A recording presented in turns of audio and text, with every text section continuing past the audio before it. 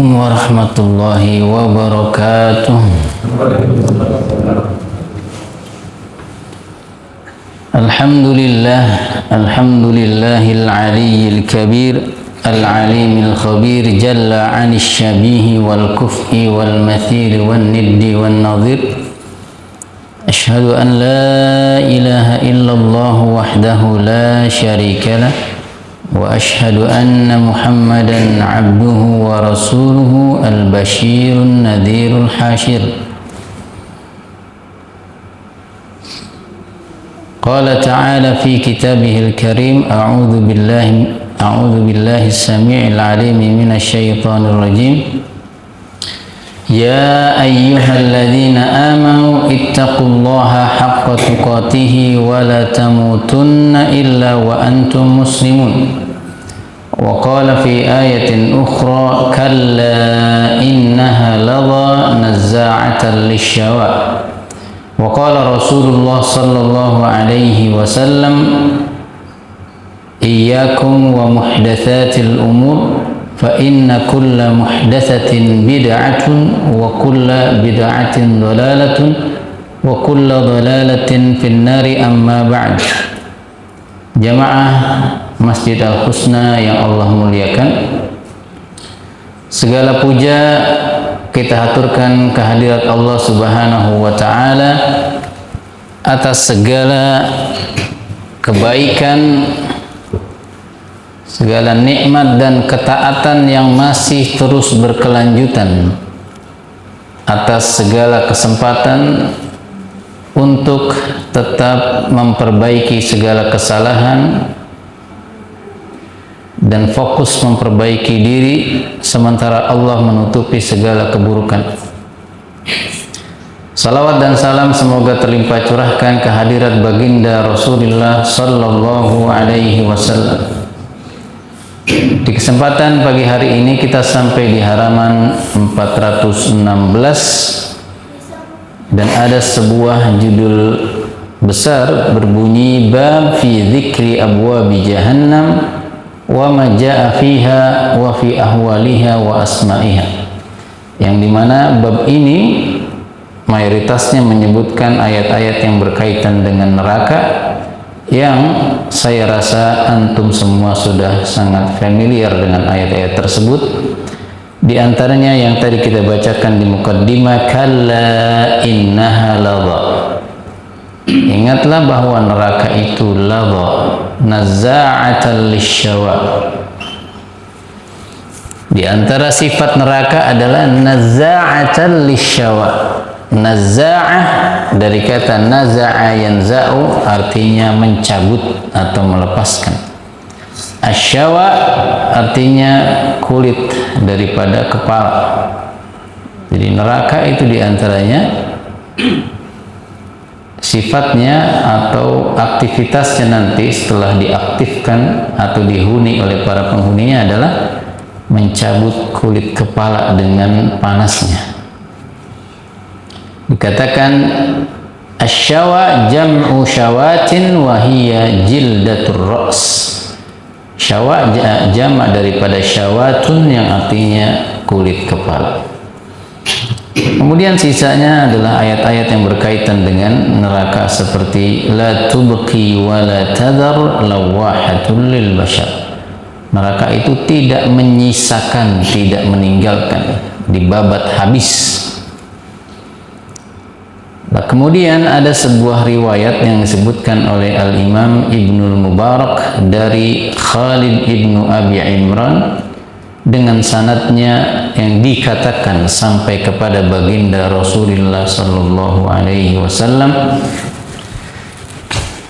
innan nara la ta'kulu ahlaha hatta idza tala'at ala afidatihim intahat thumma ta'udu kama kanat thumma tastaqbiluhu aidan fatatlu'a aw fatatalla'a ala fuadihi wa huwa kadzalika abada. Sesungguhnya neraka itu akan benar-benar memakan, mengkonsumsi penduduknya sampai bagian yang paling dalam, yaitu apa? Ala afidatihim, jantung hati mereka. Kalau itu semua sudah habis, maka dikembalikan ke dalam keadaan semula, dan terus begitu berulang sesuai dengan dosa-dosa mereka. Atau kalau dia adalah orang kafir, maka itu adalah berlaku selamanya. Itulah yang dimaksud dengan surat Al-Humazah ayat ke-6, narullahil muqadah allati tattali'u 'alal afidah. Jadi riwayat ini meskipun tidak disebutkan status derajatnya, namun bersesuaian dengan surat yang tadi kita bacakan, yaitu surat Al-Humazah ayat ke-6.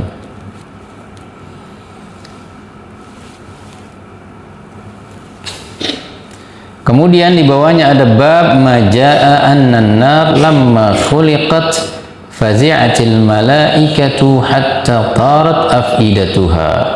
Kembali riwayat ini disebutkan oleh Al-Imam Ibnul Mubarak, dicantumkan oleh Nuaim Ibnu Hamad di dalam Zawaiduz Zuhd jilid kedua halaman 92. Bersumber dari Ma'mar dari Muhammad Ibnul Mukandar, dia mengatakan bahwa lamma khuliqatin naru fazi'atil malaikatu hatta tarat afidatuha falamma khalaqallahu adama sakana dzalika anhum wa dhahaba ma kanu yajidun. Ketika neraka diciptakan, terguncanglah alam malaikat dan seluruh malaikat merasa ketakutan. Coba kita bayangkan, malaikat aja merasa ketakutan, padahal mereka adalah makhluk yang besar luar biasa. Merasakan begitu ketakutan sampai tarat afidatuha, sampai-sampai jantung-jantung mereka berterbangan. Masya Allah. Dan ketika Allah menciptakan Bani Adam, menjadi tenanglah suasana, karena malaikat tahu, wah ini nih ada calon penghuninya. Jadi Bani Adam menenangkan malaikat, ya.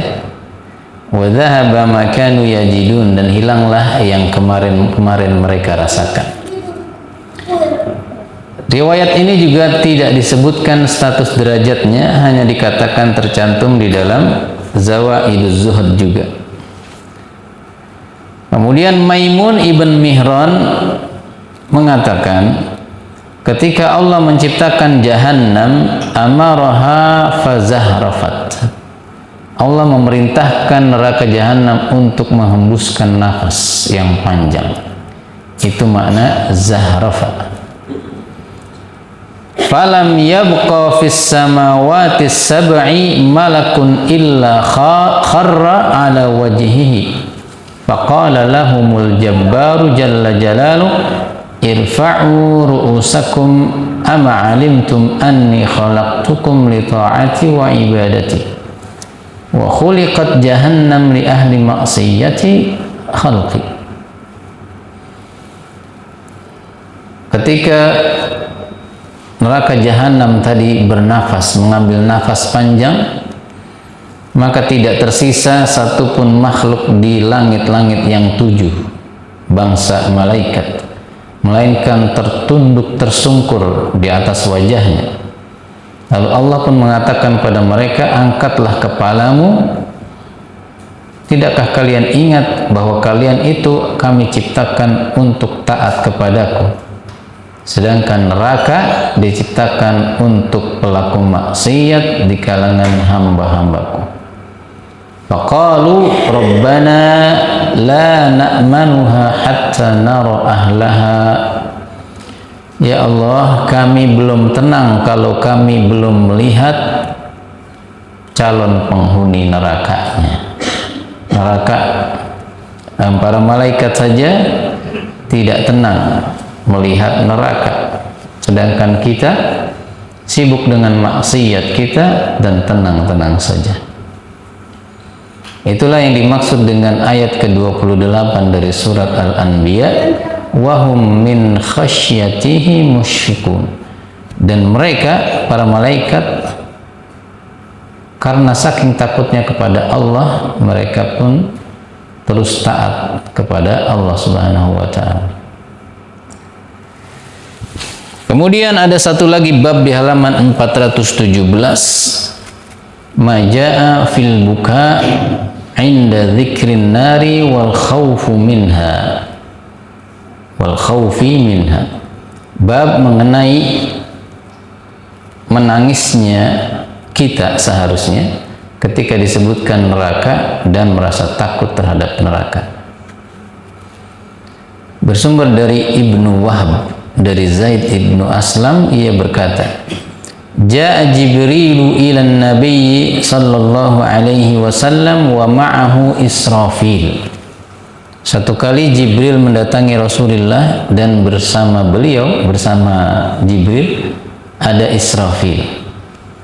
Fasallama ala Nabi sallallahu alaihi wasallam wa idza Israfilu munkasirut tarafi mutaghayyirul launi.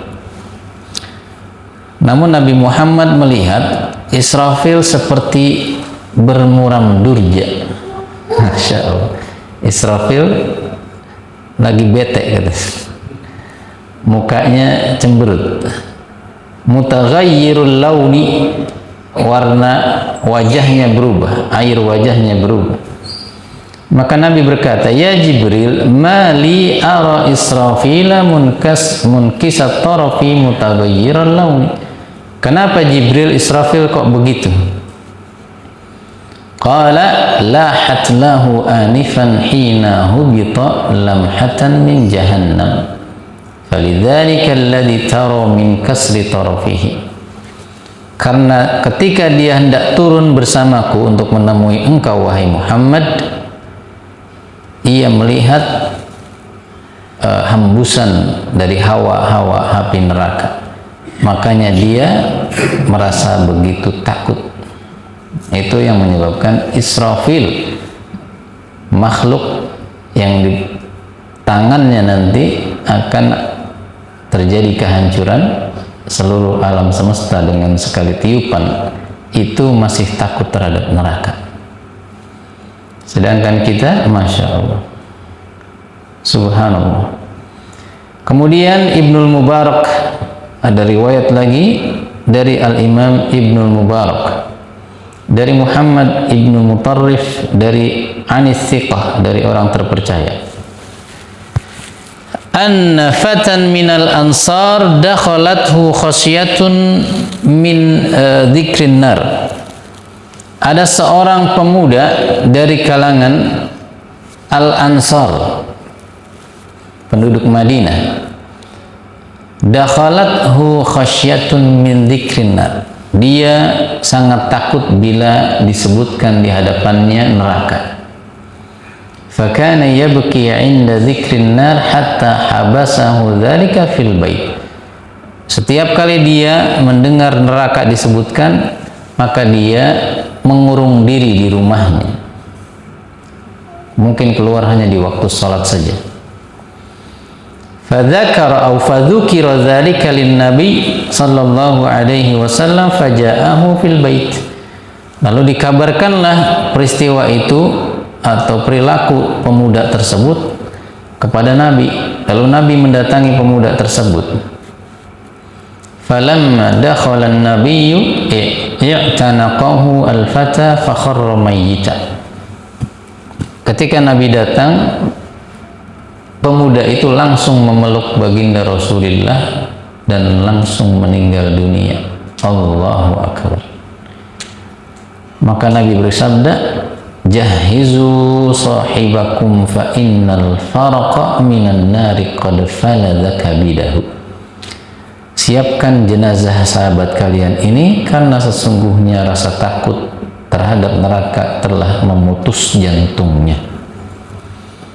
Adakah manusia seperti pemuda Ansor ini di zaman kita? Hampir-hampir mustahil ada, ya. Ini disebutkan juga oleh Al-Imam Nu'aim Ibnu Hamad di dalam Zawaiduz Zuhd tanpa disebutkan statusnya. Lalu kami nukilkan dari referensi lain tentang kisah pemuda Ansar juga. Inna fatan minal ansari yuqalu lahu Tha'labah ibnu Abdurrahman aslam. Ada seorang pemuda dari kalangan Ansar yang bernama Tha'labah bin Abdurrahman masuk Islam. Fakana yakhdumun nabiyya thumma ba'athahu fi hajatin.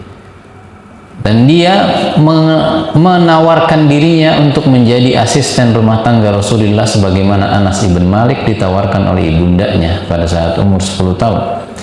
Nah, satu kali pemuda ini diutus untuk menunaikan satu kebutuhan Nabi atau satu keperluan dakwah mungkin. Famarra bi babi rajulin minal ansar fara'a imra'atan al-ansari tagtasilu. Fara'a imra'atal ansari tagtasilu. Nah, ketika dalam perjalanan menuju tempat urusan tersebut, ia melewati rumah seorang sahabatnya dari kalangan Al-Ansar atau laki-laki yang tidak dikenal mungkin dari kalangan Ansar. Dan karena kesederhanaan rumah-rumah zaman dulu, kalau pintu depan terbuka, bagian dalam dan belakang terlihat. Dan saat itu terlihat istri daripada laki-laki Ansar tersebut sedang mandi. Jadi pemuda Ansar lewat, di depan rumah seorang laki-laki Ansar ada istrinya sedang mandi. Fakarrara an-nadhara ilaiha. Yang namanya pemuda ngelihat yang begituan, diulangilah pandangan matanya. Sahabat Nabi, manusia normal, maksudnya berbuat salah. Lalu dia beristighfar, ingat Allah, dan dia ingat saya ini asistennya Nabi, masa begini? Lalu dia ingat neraka, dan dia takut kalau ada Jibril datang menyebutkan atau menegur, membawa ayat yang membawa teguran untuknya. Wa khafa an yanzilal wahyu ala Rasulillah fa kharaja hariban ala wajhihi. Akhirnya dia pun kabur, enggak jadi menunaikan perintah Rasulullah. Fa'ata jibalan baina Makkah wal Madinati fawalajaha. Dia kabur sampai di daerah perbukitan di antara Mekah dan Madinah. Kita tahu ya, Mekah Madinah la ilaha illallah. Dari Mekah sampai Madinah berapa jam? Sekitar 6 jam ya. Itu lurus aja, isinya kanan kiri batu bukit gitu, pasir. Hanya terlihat unta sesekali sama tuannya. Dia ngumpet di sana menyendiri. Maka Rasulullah pun mencari pemuda itu selama 40 hari. Nah, di dalam riwayat ini dikatakan 40 hari itulah di masa-masa Rasulullah mendapat tekanan dari orang musyrik, di mana orang-orang musyrik ini selalu menghina Nabi dengan mengatakan wadda'ahu rabbuhu wa qala, yang disebutkan dalam surat Ad-Duha ya, ditampik oleh Allah, ma wadda'aka rabbuka wa ma qala. Allah itu tidak meninggalkanmu dan tidak juga murka kepadamu, sebagaimana dikatakan oleh orang-orang musyrik, ya Muhammad ditinggalin sama Tuhannya, Tuhannya marah kepada Muhammad karena nggak turun-turun wahyu, gitu ya. Nah, akhirnya Jibril turun membawa titah Allah, ya Muhammad inna rabbaka yukri atau yaqra alaikas salam. Wahai Muhammad, Allah nitipin salam. Innal hariba min ummatika baina hadhil jibal yata'awwadu bi min nari.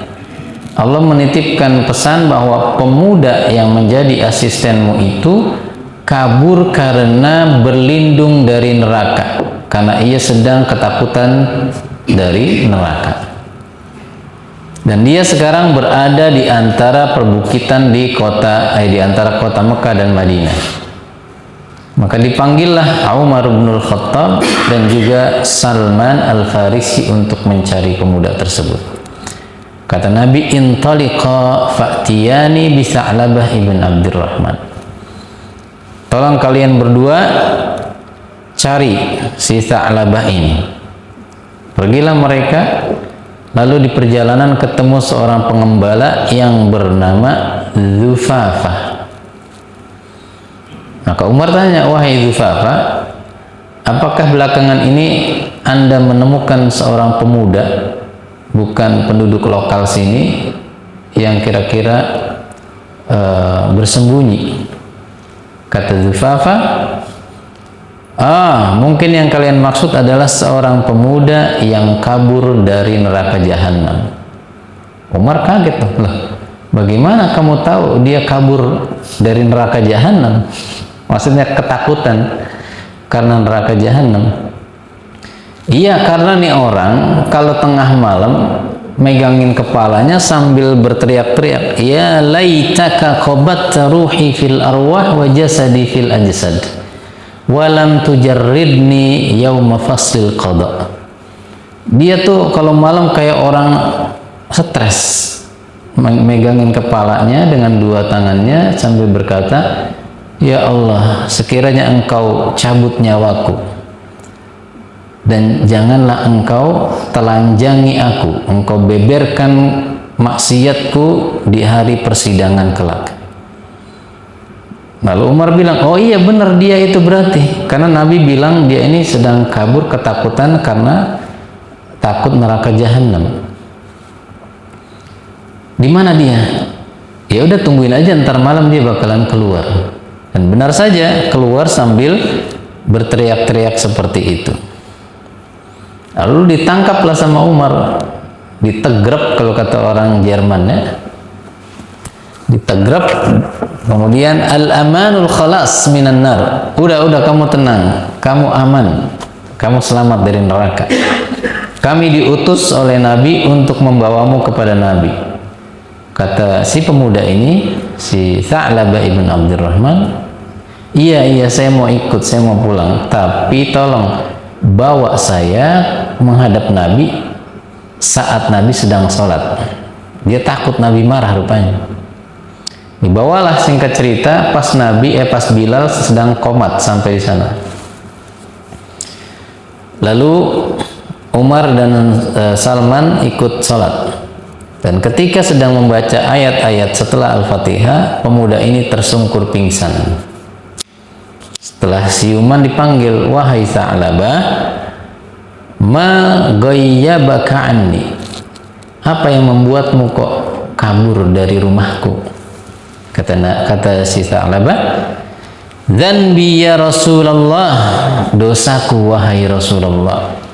Kemudian kata Nabi apa? Afala adulluka ala ayatin tukaffiru dzunuba wal khataya.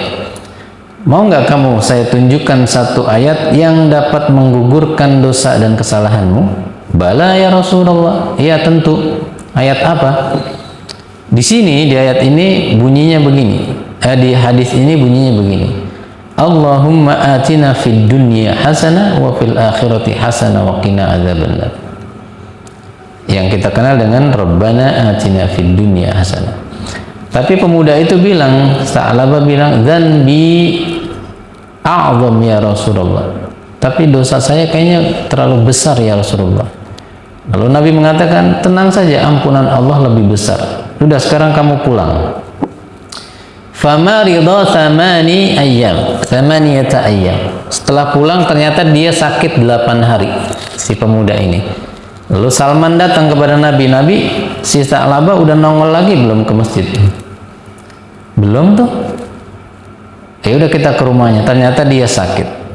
Sesampainya Nabi ke sana, Nabi letakkan kepala si Tha'labah ini di pangkuan beliau.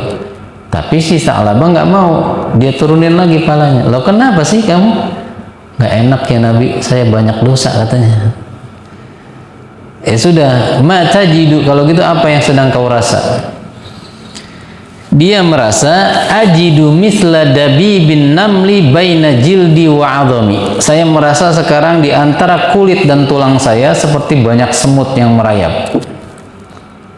Oh begitu. Lah terus apa yang kau mau? Ma tashtahi maghfirata rabbi. Yang saya mau cuma ampunan Allah. Dia masih aja terus ketakutan. Nah, turunlah Jibril setelah mengucapkan salam. Jibril mengatakan, Allah menitipkan pesan, "Lau anna 'abdi hadza laqiyani biqirabil ardi khati'atan laqituhu biqirabiha maghfiratan." Sampaikan kepada dia, wahai Muhammad, sekiranya si Sa'labah ini datang menghadap kepadaku nanti di padang mahsyar dengan dosa seantero bumi, maka aku akan mendatangkan untuknya seantero bumi juga ampunan. Nah, lalu dia pun berteriak kegirangan lalu meninggal dunia. Enak banget ya, meninggalnya di pangkuan Nabi dia, setelah di pangkuan Nabi. Nah, kemudian Nabi memerintahkan untuk memandikan jenazahnya, mengkafani, menyolatkan. Dan saat diiring-iring untuk sampai ke liang lahatnya, para sahabat memperhatikan jalannya Nabi. Yamshi ala atrafi anamilihi. Nabi jalannya jinjit sampai tempat pemakaman. Pada nanya dong, ra'ainaka tamshi ala atrafi anamilika. Kenapa engkau jinjit jalannya wahai Nabi? Qala walladzi ba'atsani bil haqqi nabiyyan ma qadirtu an ad'a ala rijli 'ala al-ardi min kasrati ajnihati man nazala tashyi'ihi minal malaikah. Demi Allah yang mengutusku sebagai nabi dengan kebenaran, aku tidak mampu, tidak bisa menempatkan seluruh tapak kakiku di atas muka bumi ini atau di atas tanah karena saking banyaknya sayap malaikat yang mengiringi jenazah pemuda ini. Allahu Akbar. Seperti siapa? Sa'ad ibn Mu'adh atau Hanzalah. Siapa bu? Yang jenazahnya diiringi oleh para malaikat? Hanzalah, Masya Allah. Diriwayatkan oleh Al-Imam Abu Nuaim di dalam Hilyatul Auliya jilid ke-9 halaman 329 sampai 331. Namun juga disebutkan riwayat ini oleh Al-Imam Ibnul Jauzi di dalam kitabnya Al-Mawdu'at, hadis-hadis palsu jilid ke-3 halaman 121. Nah, bagaimana status riwayat ini? Semuanya bersumber dari seorang perawi yang bernama Salim ibnu Mansur ibnu Ammar. Salim dan Mansur ini dinyatakan lemah, anak sama bapak. Dikatakan oleh Al-Imam Ibnu Iraq di dalam Tanzihus Syariah jilid ke-1 halaman 349, Mansur ibnu Ammar ini ma'araftuhu, saya tidak mengenalnya, jadi majhul dia. Kemudian juga dikatakan oleh Al-Imam Abu Hatim, laisa bil qawi, bukan perawi yang kuat. Al-Imam Ibnu Adi juga mengatakan munkarul hadis, hadisnya munkar. Al-Imam Al-Uqaili mengatakan fihi tajahhum. Si Mansur ibnu Ammar ini akidahnya cenderung ke Jahmiyah. Kemudian ada juga seorang perawi bernama Al-Mukandar ibnu Muhammad ibnu Al-Mukandar yang dinyatakan oleh Al-Imam Sufyan ibnu Uyainah lam yakun bil huffaz atau bil hafidh. Dia bukan bagian para penghafal riwayat. Yahya ibnu Ma'in mengatakan laisa bi syai', enggak dianggap sebagai apa-apa. Maksudnya tidak kredibel. Kemudian juga dikatakan oleh Abu Zur'ah tidak kuat.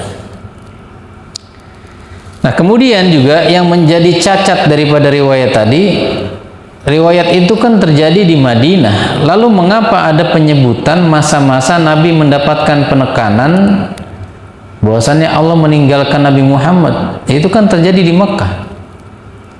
Jadi tidak sinkron antara peristiwa pemuda yang bernama Sa'labah ini dengan peristiwa 40 hari Nabi ditekan dengan statementnya orang-orang kafir Quraisy. Cerita Nabi ditekan oleh orang-orang Quraisy dengan ucapan begitu, itu sahih, tapi bukan di Madinah, tapi di Mekah.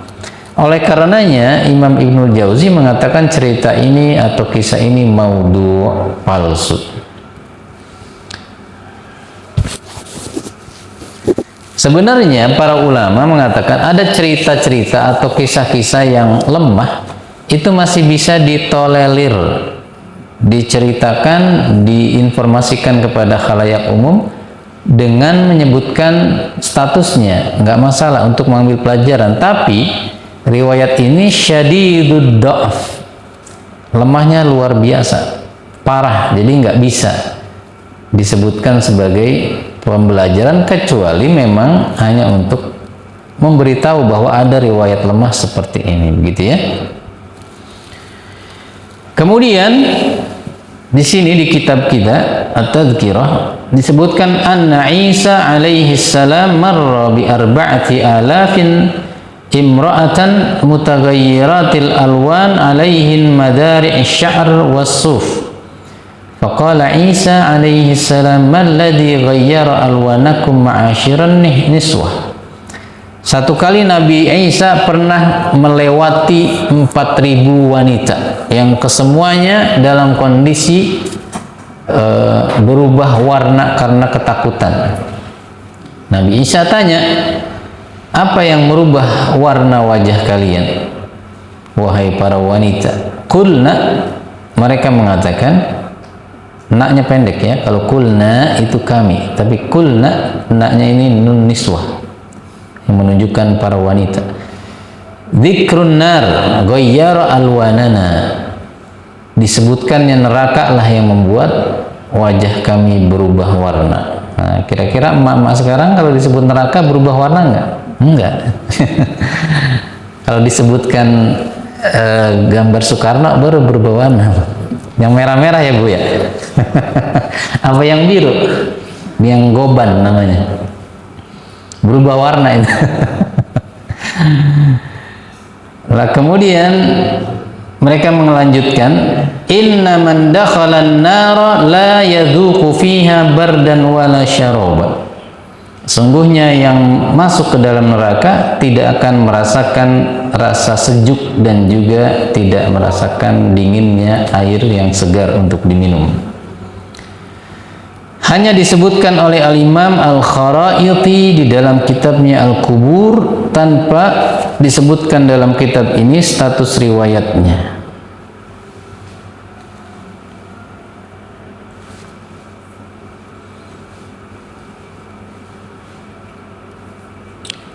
Baik, kemudian juga ada riwayat yang menyebutkan bahwa Anna Salman al-Farisi lamma sami'a qawlahu ta'ala wa inna jahannama lamaw'iduhum ajma'in farra thalathata ayyamin hariban minal khawfi la yaqil. Bahwasannya ada dikisahkan Salman al-Farisi ketika mendengar surat Al-Hijr ayat 43, wa inna jahannama lamaw'iduhum ajma'in, dan sungguh neraka jahanam itu adalah tempat yang sudah pasti untuk mereka. Salman kabur selama 3 hari ketakutan, la yaqil, tidak sehat pikirannya. Maka didatangkanlah dia, dibawa ke Nabi, lalu Nabi tanya, faqala lahu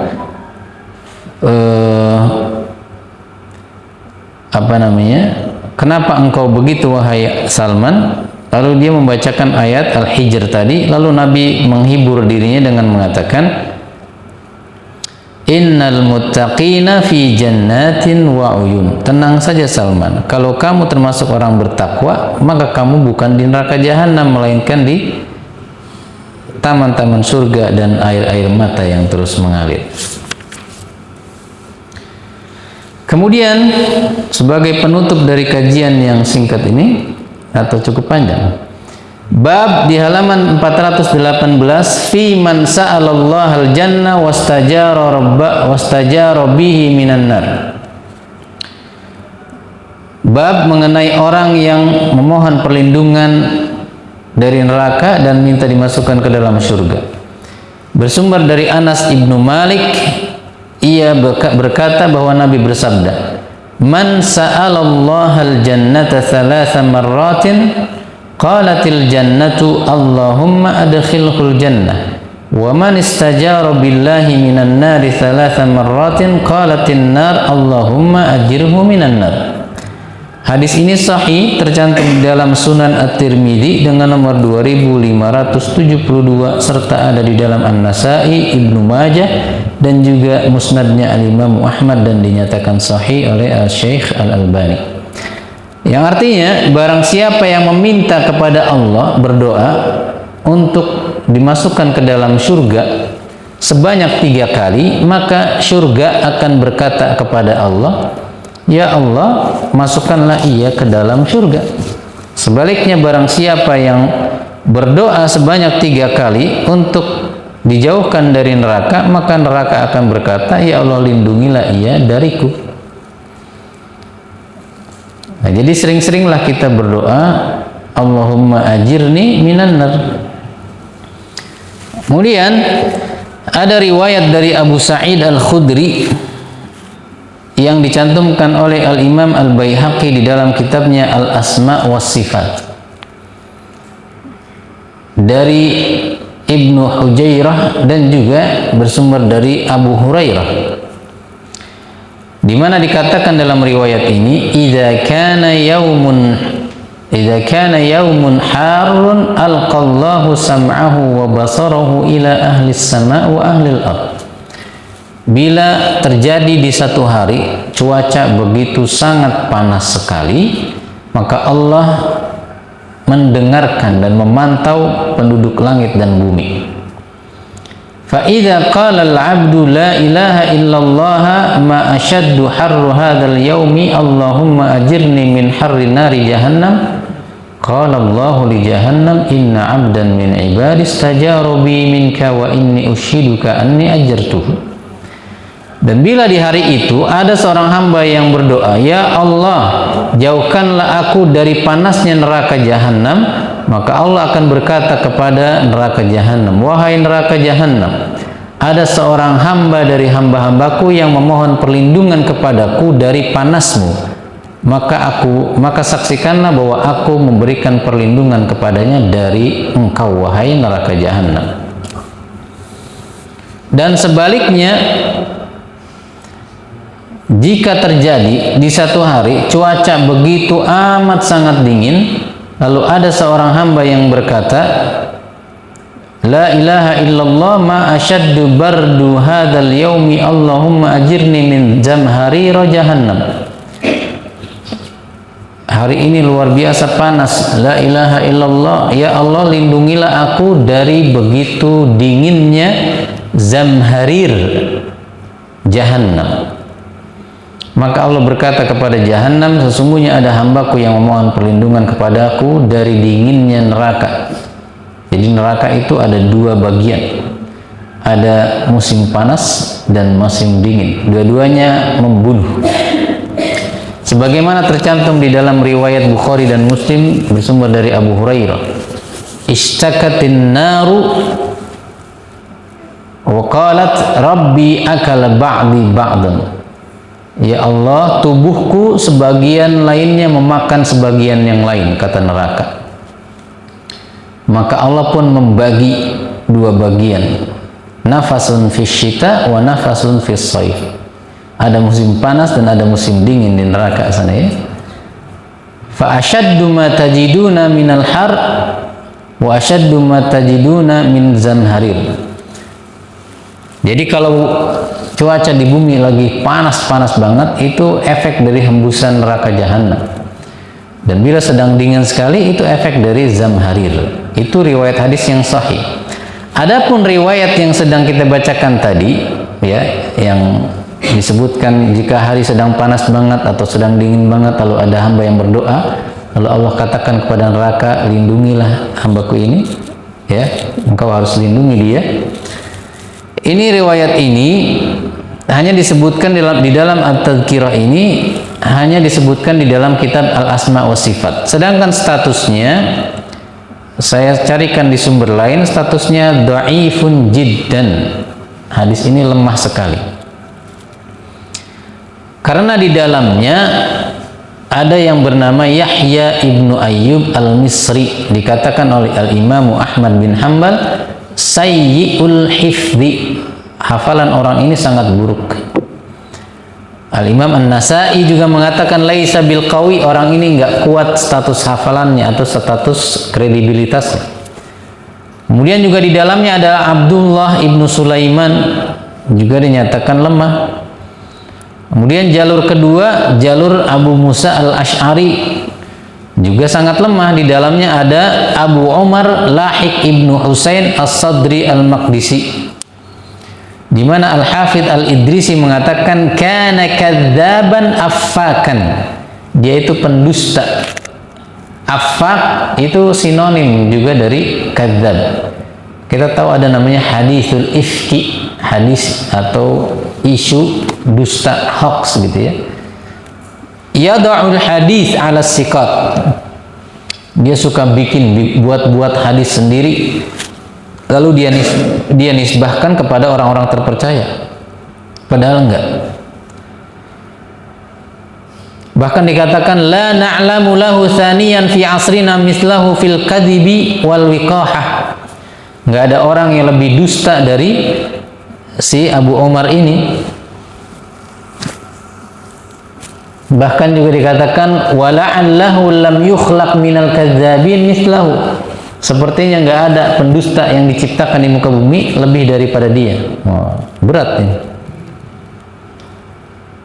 Bahkan Al-Imam Asy-Syairazi mengatakan ana abra'u min uhdatihi, karena dia zakara khabaran mawdu'an zahiral kadhib.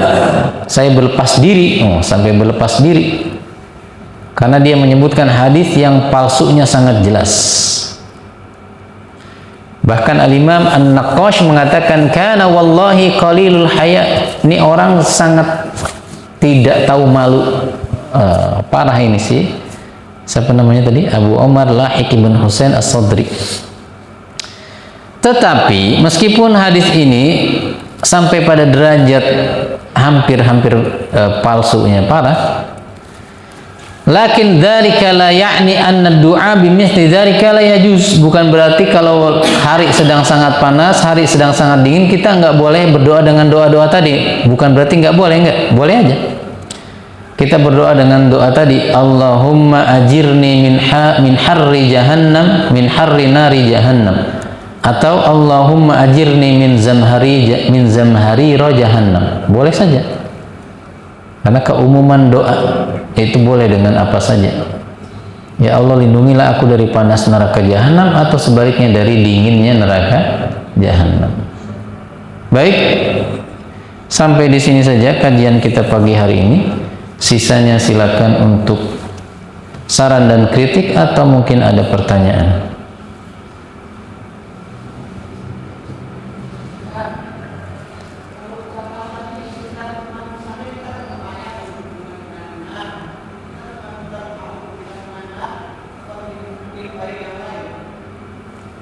Mohon maaf Ibu, kurang jelas gimana?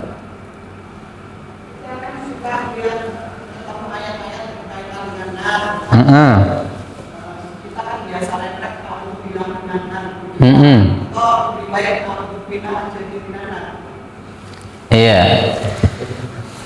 Kan ayatnya umum. Ud'uni astajib lakum. Berdoalah kepadaku, aku akan kabulkan. Ya, keumuman ayat ini menunjukkan kebolehan dengan lafaz apapun, dengan bahasa apapun. Karena Allah Sami'un Alim. Boleh saja, mau versi lengkap atau yang tersirat, enggak masalah. Ada lagi?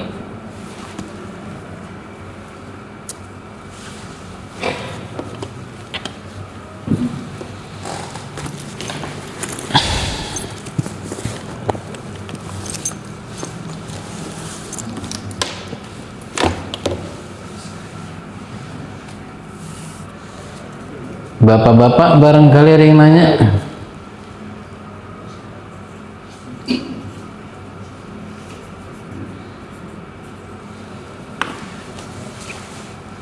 Abu Fikri ada nggak ya? Nggak ada. Oh ada. Berarti ada pertanyaan pamungkas. Silakan. Masih berapa menit menuju jam 6?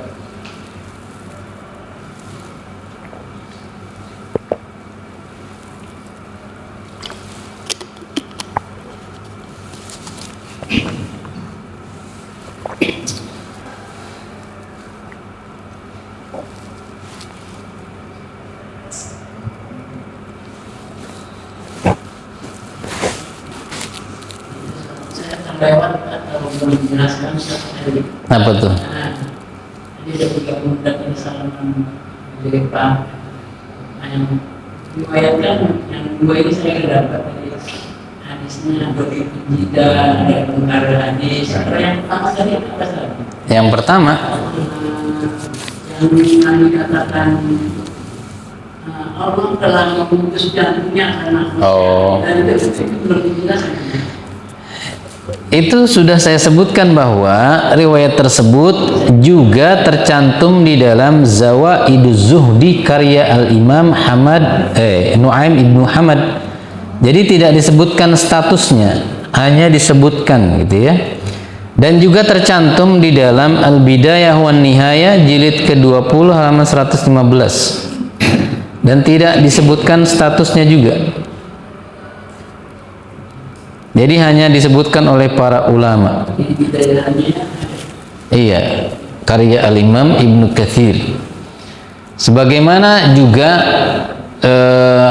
yang tadi jantung malaikat sampai terbang itu juga ada di jilid yang sama, di kitab yang sama. Jadi kadang iya malaikat, maksud saya riwayat itu juga sama di kitab yang sama, di Bidayah jilid ke-20 halaman 115. Jadi saya sudah coba cari, ternyata tidak ada yang menyebutkan status derajat hadisnya. Ya intinya ada ibrah bahwa hendaknya kita takut kepada neraka jahanam, begitu ya. Ada lagi?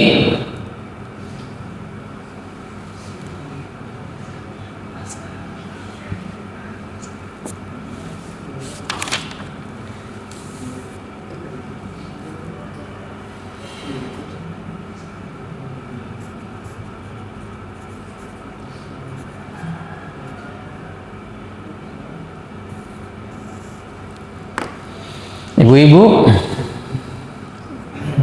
sudah nggak penasaran kan dengan judul-judulnya? Judulnya banyak soalnya yang saya share. Ada judulnya Kabur dari Jahannam, ada Saat Israfil Pucat Pasi, ada judulnya apa lagi tuh? Banyak lah pokoknya ya.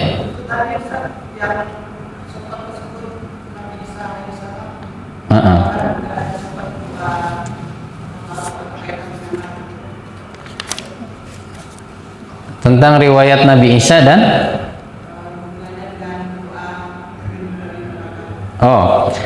karena kan tadi Nabi Isa dikatakan dia melewati 4.000 wanita yang sudah berubah wajahnya karena ketakutan. Lalu ditanya, kenapa kalian kok sampai pucat pasi begitu? Mereka mengatakan zikrun nar, karena kami mendengar disebutkannya neraka. Lalu mereka mengatakan lagi, sesungguhnya orang-orang yang masuk neraka tidak akan merasakan dingin, sejuk, dan juga tidak akan merasakan air minum, begitu. Itu yang menyebabkan mereka berubah warna wajahnya karena ketakutan akan neraka. Yang dipertanyakan apanya?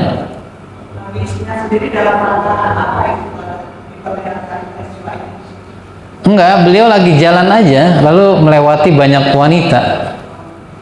Lalu Nabi Isa bertanya, kenapa kalian kok cemberut semua gitu kan? Nah, rupanya baru saja mendengar neraka jahanam. Ya jelas udah ada. Kan neraka itu uiddat lil kafirin. Kalimatnya uiddat, bentuk past tense, fi'lun madin. Neraka itu sekarang sudah ada, sudah disiapkan.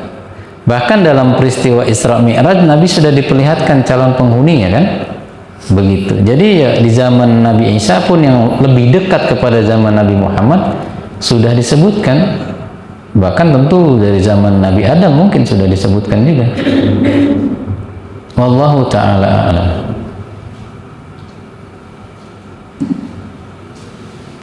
Ada lagi?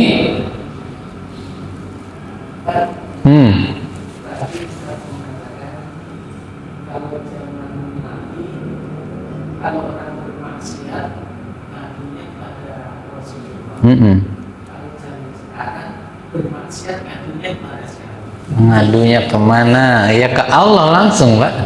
asal jangan ke kuburan keramat.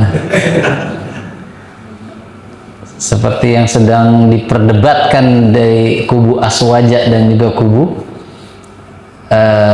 Wahabi katanya. Padahal benar sekali bahwa tidak ada riwayat satupun yang menganjurkan untuk kita melaporkan keluh kesah ke kuburan, nggak ada.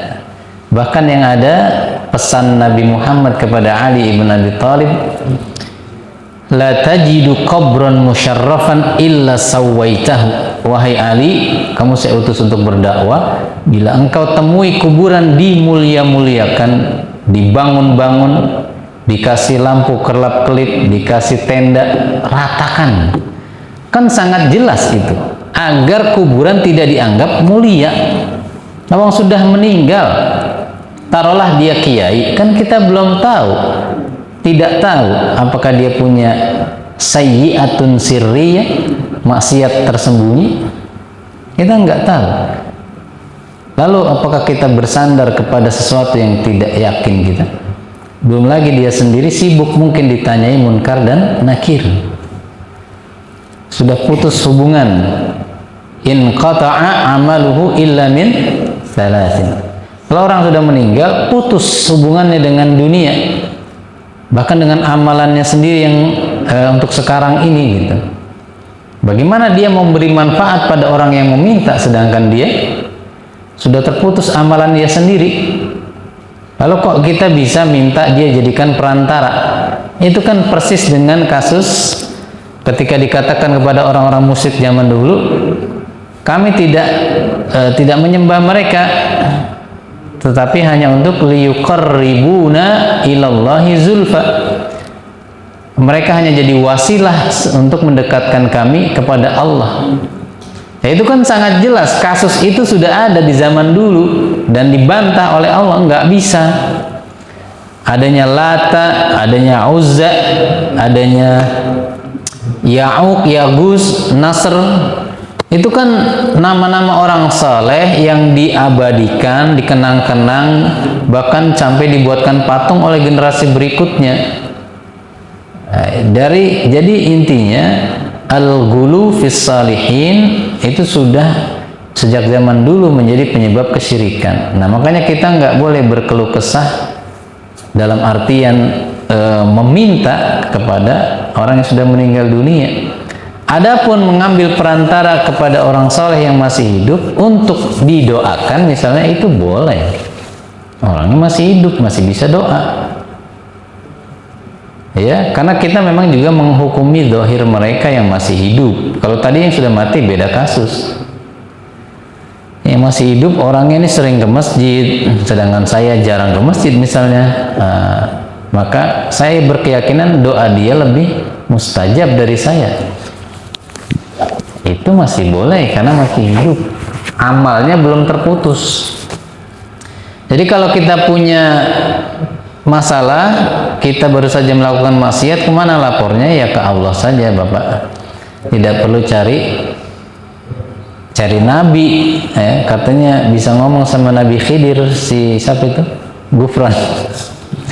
Giliran motornya hilang dia puyeng. Katanya dia bisa menghentikan COVID itu gara-gara saya.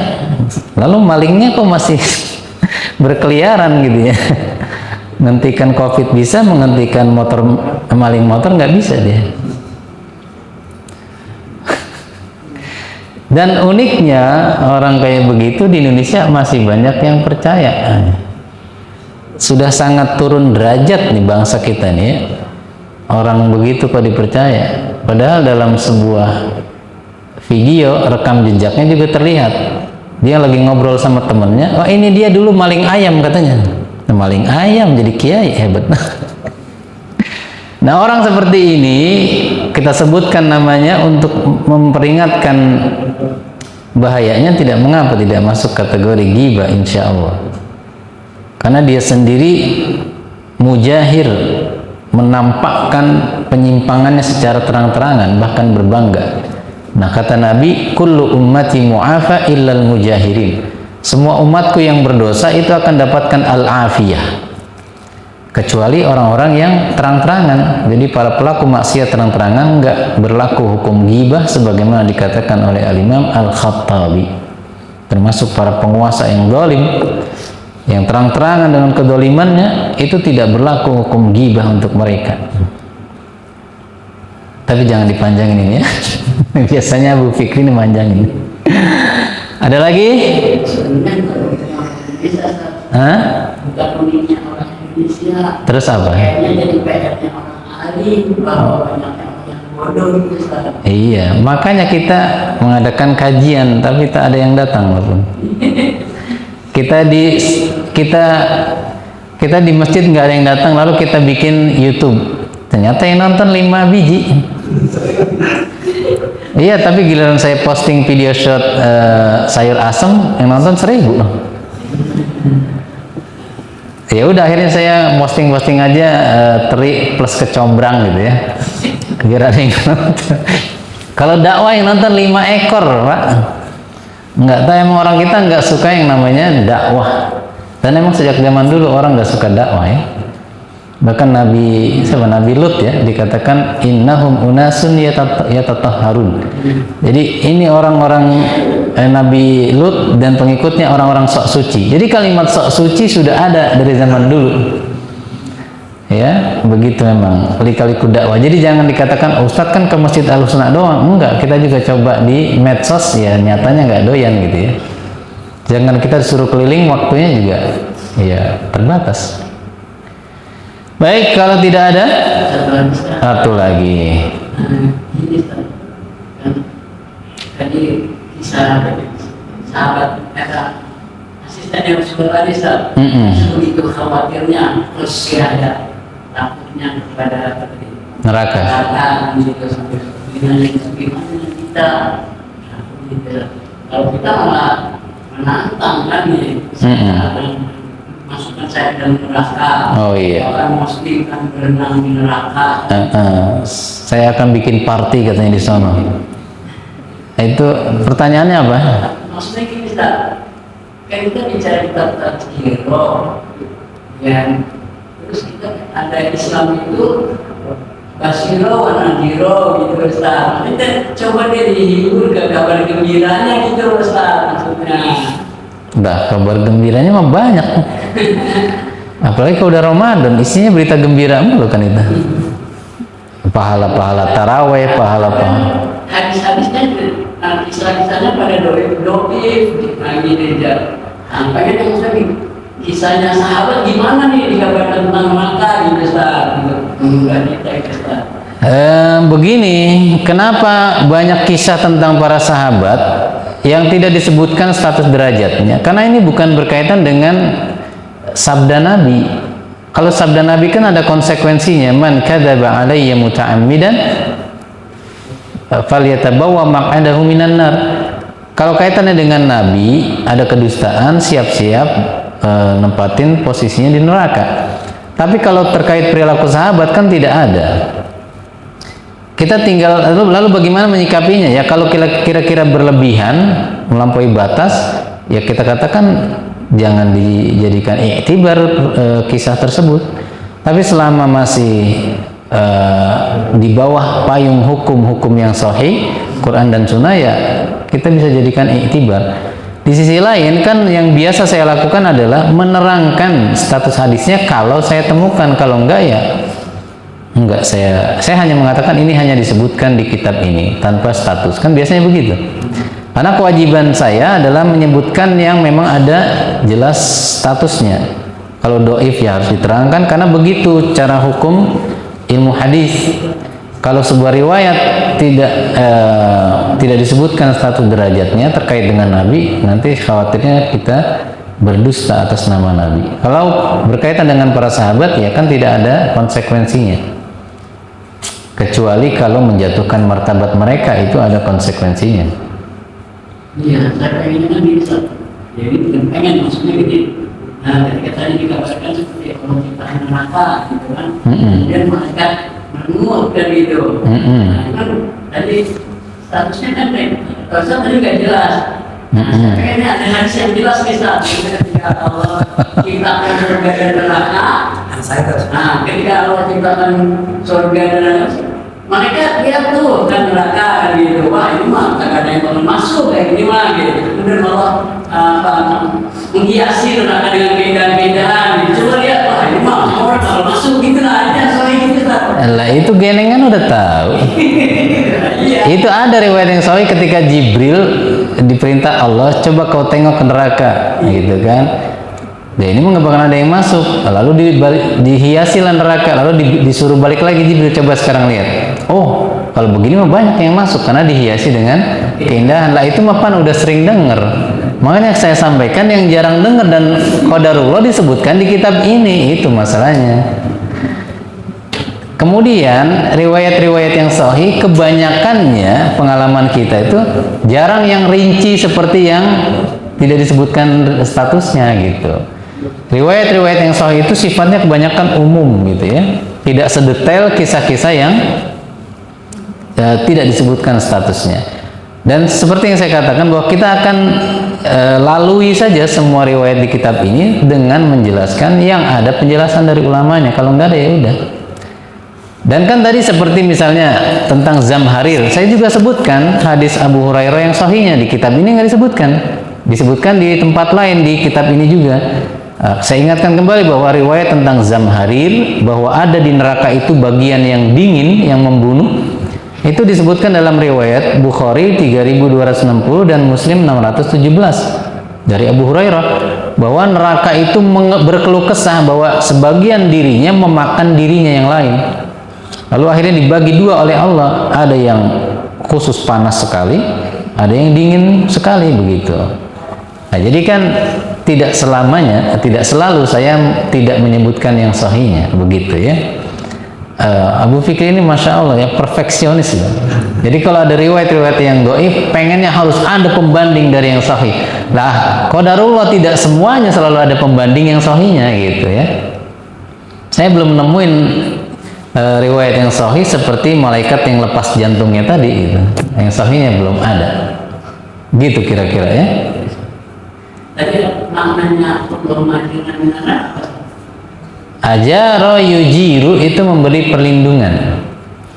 Di dalam surat At-Taubah juga ada kalimat itu, kata itu cuma ditambahin istajara yastajiru, memberikan jaminan perlindungan dalam hukum dunia ya. Jadi ada orang kafir masuk ke negeri kita karena kenal kita, misalkan tolong saya mau masuk, saya berikan jaminan keselamatan. Itu namanya al-ijar, al-istijar, maaf. Berlindung gitu kan. Tapi ada makna yang saya ke bahasa Arabnya, maknanya ya Allah ringankanlah siksa neraka, itu ada nggak salah? Ada kan, khaffafa yukhaffifu, khaffif anna, sama kalimat pakai an. Hanya saja apakah itu ada di ayat? Kayaknya nggak ada deh. Adanya di hadis tentang Abu Talib, bahwasannya diringankan siksanya. Tapi seringan-ringannya siksa apa? Tapak kakinya menyentuh bagian permukaan neraka, kepalanya mendidih. Kalau di ayat khafif, di surat apa? Oh iya, tentang orang-orang kafir yang meminta yukhaffif anna. Iya, jadi itu yang disebutkan dalam konteks orang-orang kafir. Kalimat khaffafa yukhaffifu yang artinya meringankan. Soalnya asumsi saya ini saat kita berlindung dari neraka, berarti memang kita pengen benar-benar menghindar. Tapi kalau ringankan, kayaknya kita mah ada cara gitu masuk neraka gitu. Lah makanya tadi konteksnya konteks ayat neraka, ayat orang kafir, karena mereka disebutkannya sudah masuk gitu, sudah sangat capek dengan azab, tolong deh ringanin deh. Kalau memang kami nggak bisa keluar, tolong ringanin minimal gitu mungkin bahasanya. Tapi untuk orang Islam itu konteksnya, nah itulah keindahan Quran. Masuk aja jangan begitu, walaupun kita tahu diri kita banyak dosanya gitu. Kira-kira begitu mungkin isyaratnya. Sudah? Hah? Wah, itu masih ada ya? Iya, iya. Silakan, Bu. Mendengar pembicaraan Ustaz, membahas hadis, apa tadi, terus kalau api menerangi harum, anari gitu Ustaz. Nar secara bahasa artinya api. Kalau harun itu panas. Ha, ro-nya bertasydid, harun. Apa? Kalau panas menerangkan, Harru nari. Ha, harru narin. membahas hadis itu tadi yang saya bahasa maksudnya seberapa penting bahasa Arab dalam kita sebagai umat Islam, kan harus belajar membaca Al-Quran, belajar apa itu fikih, dan kita belum sampai tahap belajar bahasa Arab. Bagaimana? Mungkin nggak susah, kamu nggak? Ya, jangankan kita yang orang Indonesia yang disebut al-a'ajim atau a'jamiyun, orang asing selain Arab. Orang Arab sendiri di Makkah dan Madinah, setelah saya kemarin umrah juga saya lihat faktanya memang tidak semua mereka bisa bicara bahasa yang baku. Bahasanya totally beda, yang amiyah itu, yang pasaran. Nah, jadi kalau diwajibkan, jadi ada hikmahnya. Kalau sekiranya diwajibkan semua berbahasa Arab bisa, sangat berat sekali beragama. Hanya saja ada isyarat dari misalnya Umar bin Khattab, ta'allamul lughatal arabiyyah fa innaha juz'un min dinikum. Belajarlah bahasa Arab karena dia bagian dari agama kalian. Sedangkan dari Nabi tidak ada. Apalagi bentuknya paksaan, enggak ada. Apa ada hadis yang palsu? Quran itu bahasa Arab, nabimu bahasa Arab, di surga berbahasa Arab, cintailah makanya bangsa Arab. Nah, itu hadis palsu. Jadi nggak ada konteksnya perintah dari Nabi untuk wajib, wajib mempelajari bahasa Arab itu nggak ada. Yang wajib itu belajarlah ilmu saja. Talabul ilmi fariidatun ala kulli muslimin wa muslimatin itu. Jadi kalau ibu bertanya apakah harus banget kita belajar bahasa Arab? Ya sifatnya afdoliyah saja, lebih utama yang mau belajar bahasa Arab. Kalau kira-kira tidak mampu ya cukup ikuti kajian saja, begitu ya. Karena tidak semua orang punya waktu, terutama punya biaya. Kan saya sering sampaikan bahwa untuk beli kitab saja yang versi bahasa Arab, Majmu Fatawa 27 jilid itu 1,2 juta. Udah gitu kena banjir lagi 2 kali. Aduh, makanya nggak semua orang mampu, Bu, ya. Dari segi waktu, biaya, tenaga. Karena untuk mengisi kajian ini saja, saya butuh waktu seminggu untuk murojaah, untuk mencari referensinya. Apakah semua orang punya waktu itu? Nah, ya, jadi rasanya sangat tidak wajar kalau diwajibkan sangat untuk belajar bahasa Arab. Kalau mau belajar ya sangat bagus gitu aja. Intinya tidak diwajibkan. Kalau di Al-Quran beberapa kali ada kajian bahasa Arab, tapi endingnya ada tumbang. Iya, kebanyakan apalagi orang kita begitu nih. Saya sering dulu ngajar tahsin di masjid. Pekan pertama keliling penuh.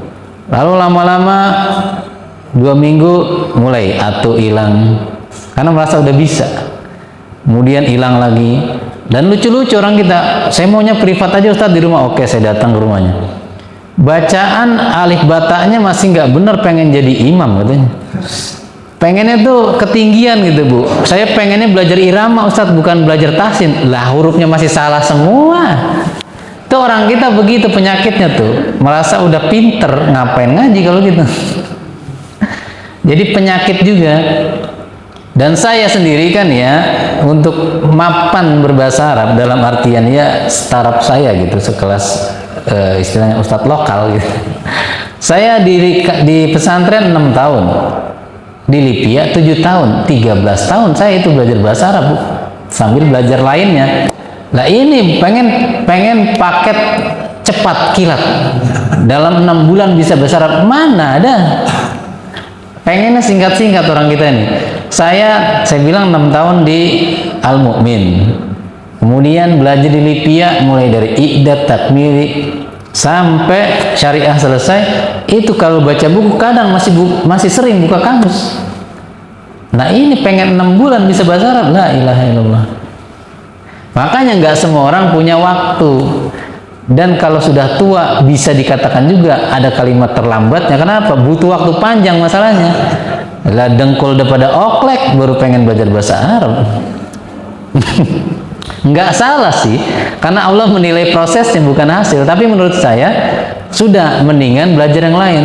Saya punya teman bos kebab, dia pengen banget belajar bahasa Arab sama saya. Saya bilang ente mah udah fokus urusin kebab, biar ente bisa punya investasi menyokong para ustadz gitu aja. Enggak, saya mah pengen belajar bahasa Arab. Akhirnya nggak bisa juga karena sibuk. Jadi jangan jangan iri sama ustadznya bisa bahasa Arab, pengen juga dia, semua pengen dikuasain. Jangan bu, ustadz kalau gitu gantian aja. Saya pengen punya urusan duniawi kayak ibu tuh, sukses gitu ya. Begitu bu ya, intinya tidak wajib spesifik bahasa Arab. Kalau menuntut ilmu secara umum wajib. Sudah? Waduh.